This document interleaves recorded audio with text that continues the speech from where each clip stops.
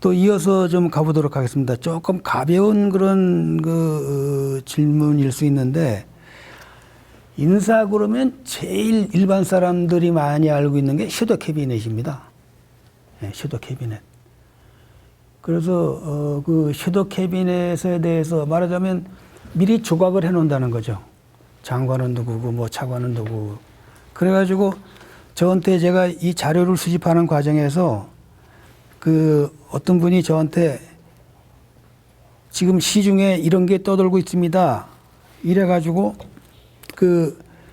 이건 좀 약간 좀 가볍게 그냥 하는 건데, 시중에 이런 게 있습니다 하면서 저한테 보낸 게 찌라시예요? 찌라시인데, 캐비넷이 벌써 짜놨더라. 어떤 놈이 벌써 우리보다도 더 먼저 조각을 해놨어. 우리나라에 제재다사 사람들이 조각을 해놨어요. 인물들이 많습니다. 제가 이제 낭독을 해드릴게요. 예. 제가 모르는 분도 있어. 맨 위에 있는 분이 국무총리가 추미애예요. 추미애. 어떤 놈이 짠 이게 돌고 있다는 현재 거예요. 국회에서 의원직을 수행하는 분들은 이게 강요가 돼도 그대로 의원직을 계속할 수 있죠. 국무총리도 마찬가지입니까? 그런 것 같아요. 전 그건 모르겠는데 근데 어쨌든 비서실장은 국회의원직을 계속 유지할 수가 없어요. 찌라시가 근거를 좀 가지고 하기 저는 때문에. 근거가 진짜 없는 것 같은데. 그다음에 경제부총리, 뭐 외교부 장관, 법무부 장관 뭐 쭉 있는데, 그래서 내가 국정원장도 있고 뭐 1차장 대법원장, 그다음에 통일부 장관 뭐 이렇게 쭉 있고 그런데 하여튼 믿거나 말거나 소중하게 얻은 야당 그 국회의원직을 꼭 자꾸 강요 이런 걸로 이제 희생을 하게 됩니다. 근데 우리가 되게 이제 특히 진보 세력 이 민주정이 집권할 때 철칙 같은 게 있어요. 영남 대통령이 하면 총리는 되게 호남 출신으로 하고, 호남 출신 대통령이면 영남하고 이런 식으로 했어요. 이게 김대중 대통령 때도 그런 것도 적극적으로 고려할 필요가 있죠. 그래서 저는 그런 것을 또 약간 추미애도 대구 경북 쪽이잖아요. 그런 사고를 폄훼해서는 안 됩니다. 아니 그죠? 그게 다 그런 이유가 있다고. 그래서 지역 균형을 맞추는 건데. 근데 지금 제가 볼 때 그걸 타진하지는 못했는데 또 얘기를 안 할 거고 그런데 이재명 대통령 지금 뭐 말하자면 후보지 아직은 후보가 섀도우 캐비넷 정도는 머리에 그리고 있을지 않을까. 아, 그렇죠. 왜냐하면 선거 끝나면 6월 4일 바로 해야 되기 때문에 그거 안 하면은 저 큰일 나던 돼 있다고 보는데.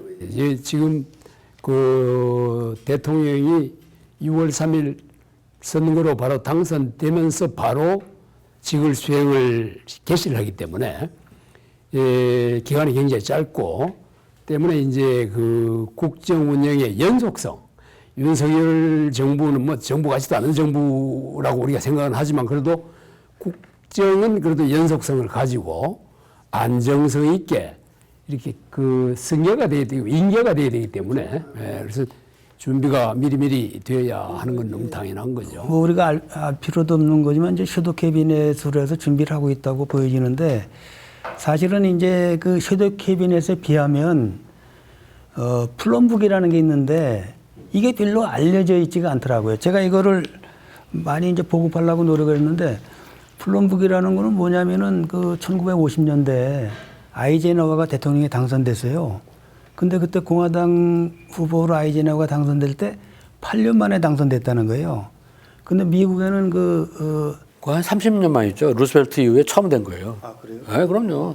그래가지고 그래가지고 이게 무슨 정부 이런 국가행정기관 이런 걸 모르는 거야.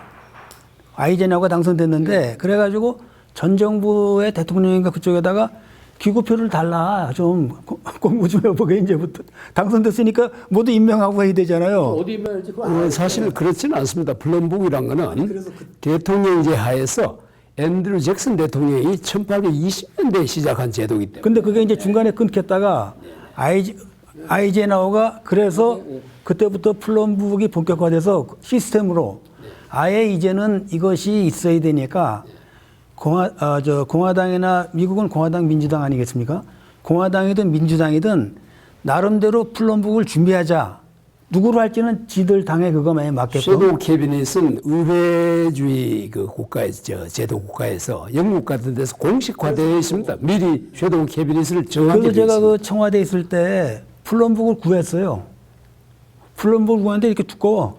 그 옆에 지금도 그 홈페이지 가면 있어요. 예, 미국은. 예. 자리가 있고 임기가 있고 연봉부터 해서 다 있어요. 역할. 그래서 제가 이제 이게 맞다. 인사라는 게 이렇게 비밀리에 아는 놈 지들끼리 해쳐먹는 게 아니고 어느 정도는 후보군도 정리하고 이런 걸 해야 된다. 그래서 한국적 플럼북을 만들어야 되겠다. 이런 거창한 생각을 가지고 이제 만들라고 각 부서에다가 그런 요청을 했어요. 기본 자료를. 근데 아마 그때 제가 잘못했으면 맞아 죽었을 겁니다. 극렬 반대하는 거예요. 극렬 반대하는 이유가 북한이 알면 어떻게 할 거냐. 예? 자, 얼마나 웃기는 얘기입니까? 말이 되는 거야, 그게? 아니, 북한이 지금 이거 해킹에 지금 그 당시에도 그렇고. 북한에 알려주고 해도 됩니다. 아니, 근데 그 정도는 정보 공유를 하고. 북한이 알면 어떡하냐 이래가지고 결세 반대는 내가 그냥. 아니, 이게 그 말이 안 되는 게 플럼브라는 게 사람 이름 나오는 게 아니에요. 자리거든. 포스트야, 포스트. 이게. 물론 이제 정부 기구표 성격을 가지고 있죠. 아니, 그게 한 4천, 그런데 이제 내부적으로는 예비 후보들을 미리 좀 이렇게 가거든요. 그래서 그 중에서 이제 높은 분한테 재량을 줘서 이제 선정해서 하거든요. 그래서, 한국형 플럼북을 좀 만들어 보겠다 그러다가 아주 굉장히 제가 말하자면 쫓겨날 뻔한 그런. 뭐 유사한 형태로 지금 그 행정안전부에서 운영을 하고 있으리라고 생각이 됩니다. 아니, 이제 그게 다른 게 네.